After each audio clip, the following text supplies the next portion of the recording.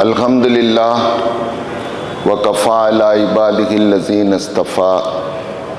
अम्मा बाद, मोहतरम सामईन जुमा 21 नवंबर 2025 मस्जिद इलाही बीदर।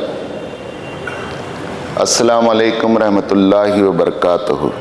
मोहतरम हज़रात व नौजवान भाइयों, आज जुमा के मौके पर हम आपके सामने इज्तिमाई ज़िंदगी जो हम माशरे में गुजार रखे हैं और फिर इस समाज यानी हिंदुस्तानी समाज में तकसीरी समाज में गुजार रखे हैं, उसके क्या आदाब हैं, किन बातों का लिहाज रखना चाहिए, वो समाज क्या है और इस समाज पर को बदलने के लिए हमारे पास क्या पैगाम हैं, ये कुछ बातें मैं आपके सामने लाऊंगा। मोहतरम हज़रात, हम मुसलमान हैं और हम इस्लाम को जानने और मानने वाले हैं और इस्लाम का सरचश्मा कुरान मजीद और रसूलुल्लाह सल्लल्लाहु अलैहि वसल्लम का उसवा हसना है। तो आइए इस सवाल का जवाब भी हम सुन्नत रसूल और कलाम इलाही से पूछते हैं कि हमें माशरती ज़िंदगी में हमारे रवाबित और ताल्लुक़ात पड़ोसियों से कैसे होने चाहिए और पूरे इस समाज में, तकसीरी समाज, प्लूरल सोसाइटी में रहने और जीने के मुसलमान का क्या रोल है, जिसकी तालीम हमें इस्लाम और कुरान और सुन्नत देता है, वो आपके सामने रखूँगा। उमूमन पड़ोस को जो समझा जाता है वो एक हरीफ पार्टी है, वो हमारी मुखालिफ की पार्टी है, वो हमारे मुकाबले की पार्टी है और वो हमारा बुरा चाहने वाली पार्टी है। वो हमसे खुश नहीं, हम उससे खुश नहीं। ये हमारे दबे दबे ख्यालात हैं जिसको लेकर हम महल्लों में, समाज में हम जिंदगी गुजार रखे हैं, जिससे आप एग्री करेंगे। मैं आपको बताना चाहता हूँ, कुरान और सुन्नत पढ़ने के बाद ये मालूम होता है कि पड़ोसी हमारा हरीफ नहीं, वो हलीफ है। पड़ोसी हमारे लिए मुखालिफ पार्टी नहीं, वो हमारी पार्टी है। पड़ोसी हमारा बुरा चाहने वाला और दुश्मन नहीं, बल्कि वो भला चाहने वाला और हमारा दोस्त है। पड़ोसी हमारा हर आड़े वक्त और अच्छे और बुरे वक्त में काम आने वाला सबसे करीबी, इमीडिएट अवेलेबल हमारा साथी है। गोया पड़ोसी बोझ नहीं, पड़ोसी अल्लाह की जानिब से एक अमानत और एक पूंजी और एक सरमाया है। ये इस्लाम की तालीम है, मैं आगे बताऊंगा। जब ये पूंजी है और अमानत है और अल्लाह की नेमत है, तो इस्लामी माशरा जो इस्लाम के पड़ोसियों के हुकूक और आदाब बताए गए हैं, अगर उस पर अमल किया जाए तो क्या हमारे मुस्लिम बस्तियां, हमारे महल्ले, मुसलमानों की गलियां और मुसलमानों की कॉलोनियां क्या एक मॉडल और मिसाली बस्तियां और महल्ले और कॉलोनियां और फ्लैट्स नहीं बन सकते? तो ये तालीमात बताती हैं कि मुस्लिम माशरे और मुस्लिम महल्ले इस्लामी माशरे का नमूना बनाने के लिए, उस पर अमल करने के लिए एक नर्सरी है। वहां ऐसे पौधे और ऐसे दरख्त लगाए जाएंगे। वो एक तजुर्बे का और लेबॉर्ट्री है जहां पर इस्लामी तालीमात पर अमल किया जाएगा और दुनिया देखेगी और मुतासिर होगी। मोहतरम हज़रात, अल्लाह ताला कुरान मजीद में 5वें पारे में सूरत नंबर 5वां पारा वल मुहसनात, सूरत नंबर 4 सूरह निसा, आयत नंबर 35, एक तवील आयत है, उसमें 3 पड़ोसियों की अक़साम बयान किए गए। वल जारिजी जिल कुर्बा, रिश्तेदार पड़ोसी, वल जारिबिल जुनुबी, गैर रिश्तेदार पड़ोसी जो करीब का है, वल जारिबी वस्साहिबी लिजुम्बी, और तुम्हारा वक्ती आर्जी पड़ोसी जो तुम्हारे पहलू में है, तुम्हारे बाजू में और बगल में बैठा हुआ है, कहीं प्रोग्राम में बैठा हुआ है, कहीं किसी मजलिस और महफिल और मीटिंग में बैठे हुआ है, कहीं कुछ देर के लिए हैदराबाद जाते हुए साथी है, बेंगलुरु जाते हुए सफ़र में ट्रेन का साथी है, फ्लाइट में साथी है, चंद घंटों के लिए, चंद दिनों के लिए हमारे साथ है, ऑफिस का कलीग है, ये सब पड़ोसी हैं। इन पड़ोसियों के मुताल्लिक़ हमें जानना चाहिए कि इस्लाम ने क्या तालीम दी है। मैं अपनी बात आगे बढ़ाते हुए सबसे पहला हक़, पड़ोसियों के 6 हुकूक़ कुरान हदीस से मालूम होते हैं। पहला हक़ है कि हमारा पड़ोसी हमसे हमारी तकलीफ़ और ईज़ा रसानी से वो बचे रहे, हमारी ज़बान और हमारे हाथ से, हमारे ऐसे कामों और ऐसे करतूतों से जिससे उसको तकलीफ़ न हो। इतने अहादीस हैं, यहाँ मौका और महल नहीं है।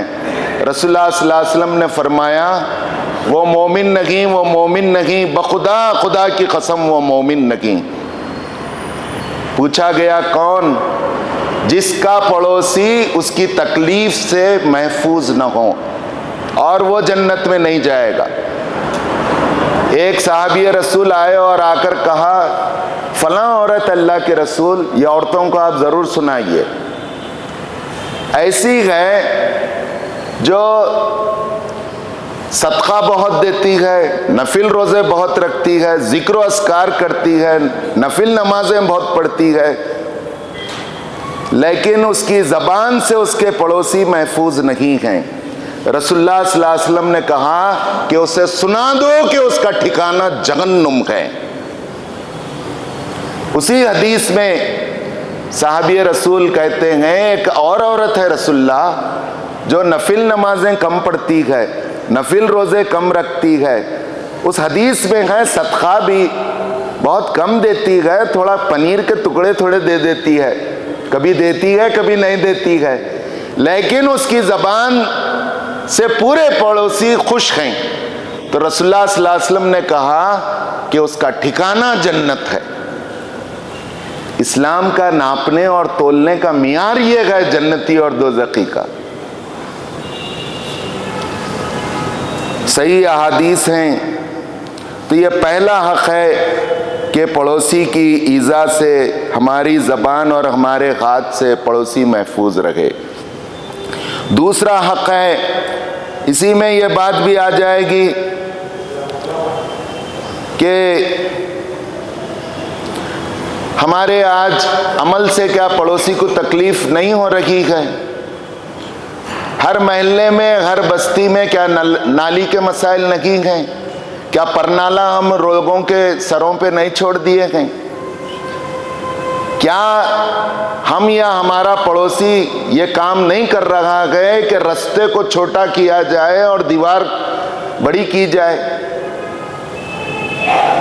वेंटिलेटर और खिड़कियां ज़बरदस्ती छोड़ी जा रही हैं, कचरा फेंका जा रखा है, सफाई का लिहाज नहीं है, तो क्या ये पड़ोसी को तकलीफ नहीं है?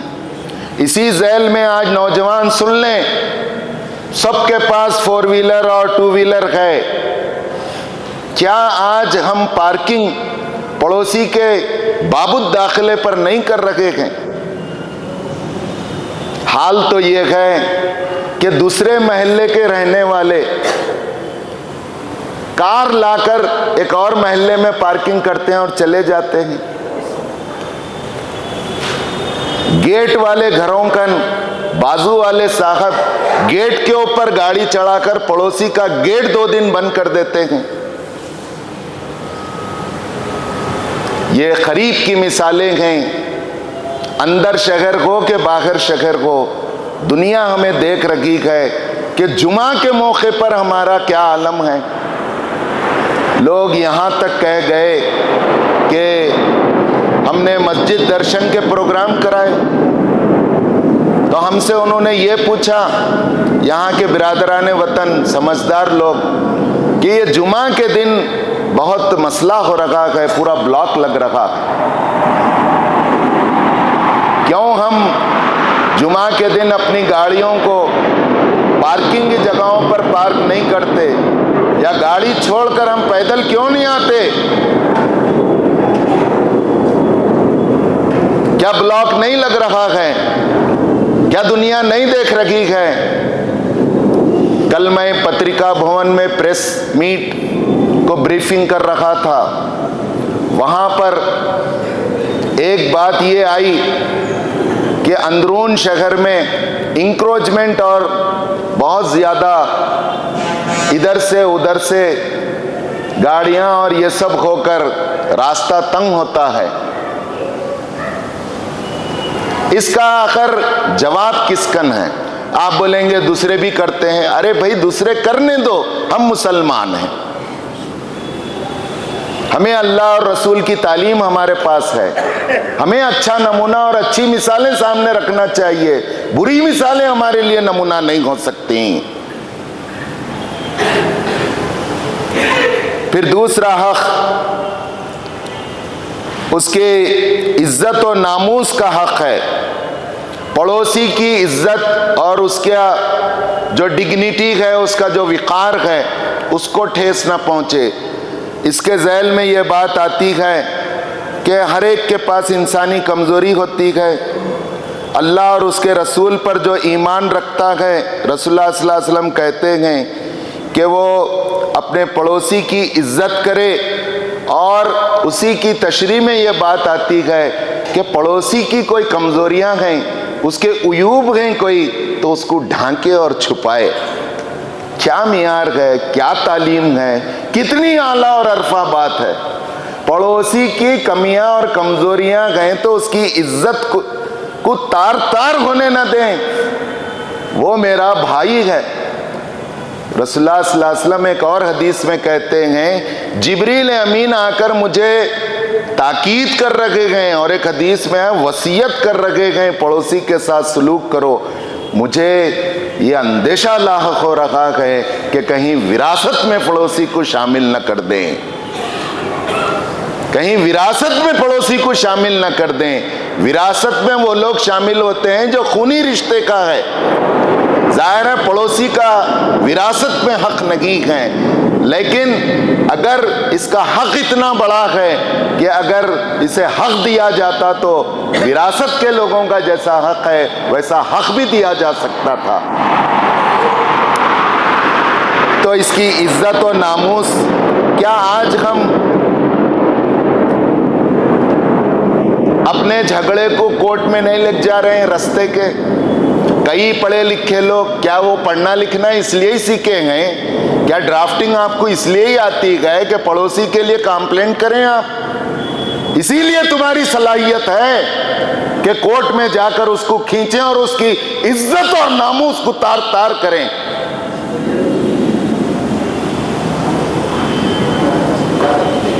तीसरा उसका हक ये है कि उसके हालात से वाकिफियत रखें। आज के इस टेक्नोलॉजी के दौर में ये बहुत अहम हक महसूस किया जा रहा है। मैं तारीफ करूंगा देहात के लोगों की, जितना मुकाम छोटा है वहाँ बिल्कुल क्लोज रिलेशन है। आप जाकर किसी को भी बस स्टैंड पर पूछ लें, फलां साहब को आप जानते हैं क्या, वो बिठा कर बताएंगे कि हाँ जानते हैं, पूरा गांव जानता है। लेकिन शहर जैसा जैसा बड़े हो रहे हैं आप देखेंगे कि कोई किसी को नहीं जान रहा। अभी मैं गुज़िश्ता सैटरडे संडे बेंगलुरु में था, संडे हासन में था, तो एक साहब मुझे बता रहे थे कि हम जिस फ्लाइट में रहते हैं 300 फ्लाइट हैं और वह कोई तंग नहीं है, इतने कुशादा हैं कि उसमें 3000 फ्लाइट बनाए जा सकते हैं। एक बहुत बड़े डॉक्टर साहब ने कहा, और उन्होंने कहा कि आलम यह है कि हमारी कार जाती है पार्किंग में और वहाँ पार्क होते हैं, लिफ्ट का बटन दबाते हैं, अपने फ्लैट पर जाते हैं, दरवाज़ा खोलते हैं, अंदर जाते हैं, दरवाज़ा खोलते हैं, लिफ्ट से कार में आते हैं, दूसरे दिन बैठते हैं।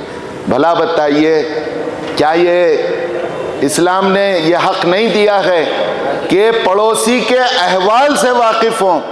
मैं अहवाल में ये भी ऐड करूँगा कि पड़ोसी कन कितने बच्चे हैं, बेटियाँ कितने हैं, बेटे कितने हैं, उसकी मईशत क्या है, उसकी कमज़ोरियाँ क्या हैं, उसकी खूबियाँ क्या हैं। इसी के साथ साथ बच्चे कंट्रोल से निकल रखे गए, क्या करेगा वह बेचारा।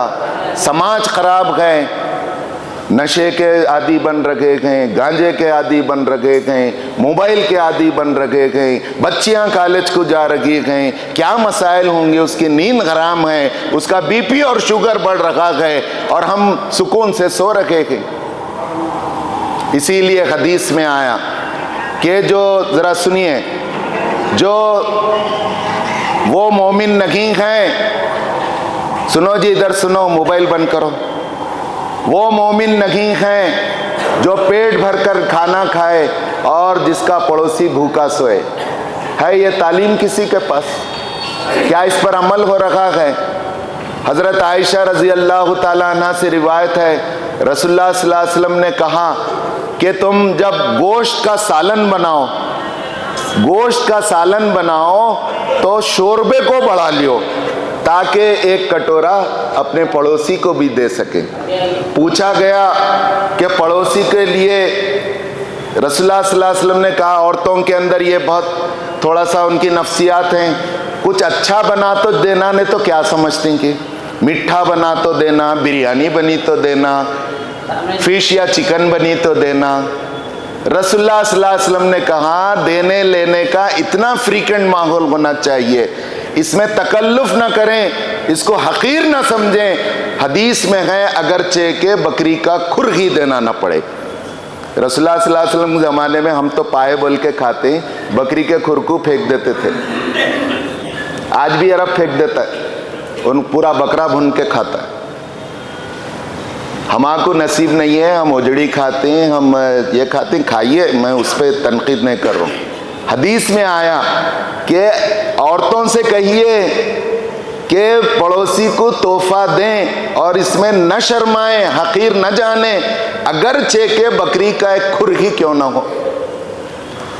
क्या ये तालीमात पर अमल करें तो तब्दीली नहीं आएगी? फिर चौथा हक है हुस्ने सुलूक करें, तोहफे तवाइफ दें, भलाई करें। एक साहबी रसूल आए और आकर कहा अल्लाह के रसूल मुझे पड़ोसी बहुत सता रहा है। ऐसा नहीं है कि पड़ोसियाँ आज सता रही, हुजूर के ज़माने में भी सताते थे। सताने वाले कोई गैर मुस्लिम नहीं थे, वो भी मुसलमान थे। रसूलुल्लाह सल्लल्लाहु अलैहि वसल्लम ने कहा सब्र करो। दूसरी बार फिर चंद दिनों के बाद आए, आपने कहा कि सब्र करो। तीसरी बार सब्र का पैमाना लबरेज हो गया तो आपने कहा कि आप एहतजाज करो। एहतजाज का एक अनोखा तरीका रसूलुल्लाह सल्लल्लाहु अलैहि वसल्लम ने उन्हें सिखाया। अपने घर का पूरा सामान लग जाके रास्ते में डाल दिया, हदीस में है। वो डाल देने के बाद उन्हें वैसे ही करे, सामान लग जाके सड़क पे रख दिए अपने घर का।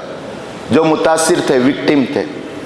सामान लेके जाके सड़क पे रखने के बाद हुआ ये कि चलते फिरते लोग बोले क्या हुआ, बोले वो पड़ोसी मेरे को बहुत सता रहा है। तो अब उसके ऊपर लानत भेजने लगे लोग, अल्लाह इसको ऐसा कर दे वैसा कर दे, उसको बुरा भला कह कर जाने लगे। अब उन परेशान होके आके हाथ जोड़ने लगा, अरे भाई चलो मैं तुम्हारा सामान लेके जाता हूँ, वादा करता हूँ, पक्का वादा कि मैं तुम्हारा कभी नहीं सताऊंगा। वो मुसलमान जो सता रहा था उसको ये मैसेज मिल गया था, उन ये समझ रहा था कि हुजूर का निनो जाती और हुजूर सब्र करो बोलते।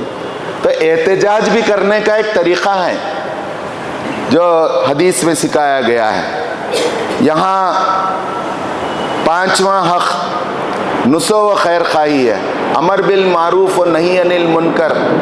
उसकी दुनिया और आखिरत की भलाई चाहने तक आप उसके साथ खैर खाही का मामला करें। रसूलुल्लाह सल्लल्लाहु अलैहि वसल्लम ने कहा अद्दीनुन नसीहा, दीन क्या है, दीन की बुनियाद खैर खाही है। फिर पांचवा हक़ ये है, छठा हक़ ये है कि हुस्न शुफा यानी राइट ऑफ फर्स्ट रिफ्यूज़ल, जो भी आपकी प्रॉपर्टी और मिल्कियत है अगर आप उसे बेचना चाह रही तो ये पड़ोसी का पहला हक़ है। अरबी में उसे शुफा कहा जाता है कि पहले पड़ोसी को पूछे, इसीलिए कहा जाता है पड़ोसी का पहला हक़ है। लेकिन अब अगर पूछे तो उसको ब्लैकमेल करके तुम मेरे कुछ देना, दूसरों को नहीं देना, इतने रेट में देना, नहीं तो नहीं देना, मैं तेरे को बिकने नहीं देता, ऐसा हो रहा है। आजकल तो बड़े बड़े फ्लैट्स में सेल एग्रीमेंट में ये क्लॉज डाली जा रही है कि, और उसका मंशा अलग है कि ये गेटेड कम्युनिटी में दूसरा नहीं आना। तुम फ्लैट नंबर 105 तुम्हारे को रजिस्ट्री हो रही है तो फ्लैट नंबर 6 और फ्लैट नंबर 7 तुम उसमें एग्रीमेंट में डाला जा रहा है कि तुम फलां कम्युनिटी को देना। इसके पीछे फ़िरक़ावारियत है, हम उसकी तरफ नहीं जाएंगे। हम इसमें से अपनी काम की इस्लामी बात ले लेंगे कि अपने पड़ोसी को मार्केट रेट पर पहले पूछिए, अगर उन्होंने लिए अच्छा, नहीं तो आप दूसरों को दे सकते हैं। मैं अपनी बात इख्तिताम पर ले जाते हुए आपको दो अच्छी मिसालें भी देना चाहूँगा।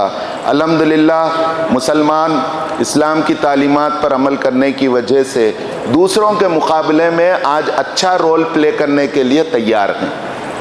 मज़ीद और अच्छा रोल प्ले करें। मैं दो मिसालें आपके सामने रखूँगा।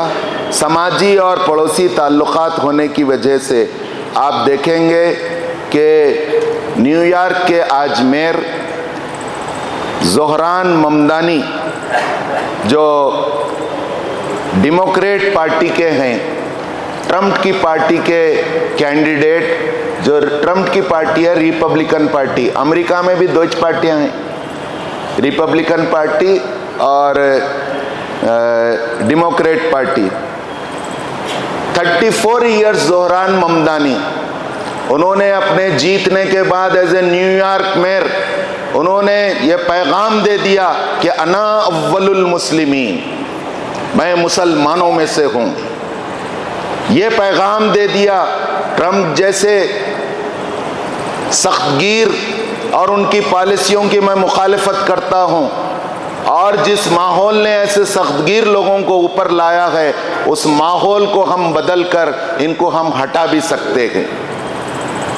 इसी तरह आप देखेंगे कि गजाला हाशमी वर्जीनिया की 64 ईयर की लेफ्टिनेंट गवर्नर 54% वोट से जीतती है अमेरिका की रियासत वर्जीनिया की। इन सब के पीछे समाज से खैर खाही, पड़ोसियों से ताल्लुकात, प्लूरल सोसाइटी में इन्होंने कैसा रखा, अपनी शख्सियत को इन्होंने मनवाया। क्या आज हम नहीं मनवा सकते?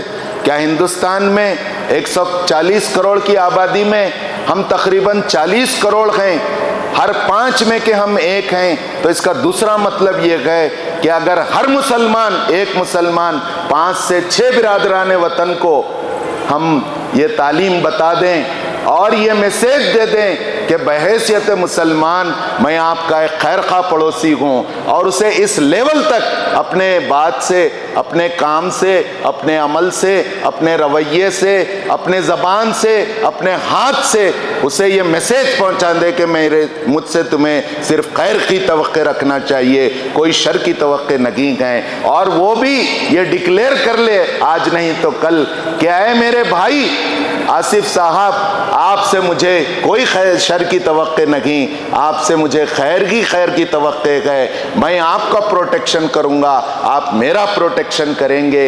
हम यहाँ बांटने वाली, तोड़ने वाली क़ुव्वतों को हटा देंगे, जोड़ने वाली और मोहब्बत के दरवाज़ों को हम खोलेंगे।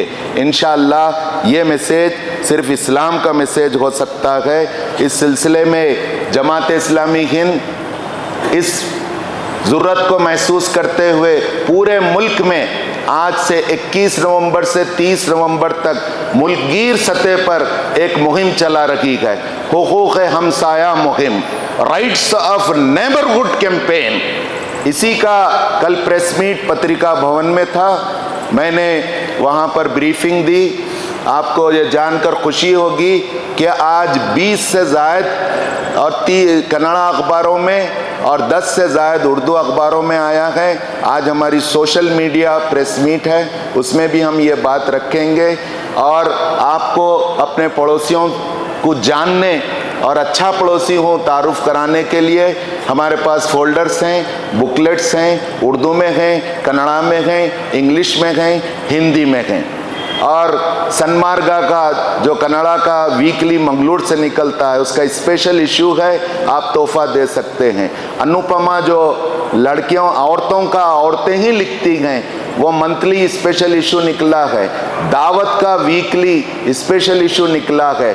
ये सब लिटरेचर वेल इक्विप्ड है। जमात इस्लामी हिंद पूरे लिटरेचर के साथ मैदान में आई है कि हम इस समाज को बदलेंगे इंशाअल्लाह। वाखिरु दावाना अनिल हम्दुलिल्लाहि रब्बिल आलमीन।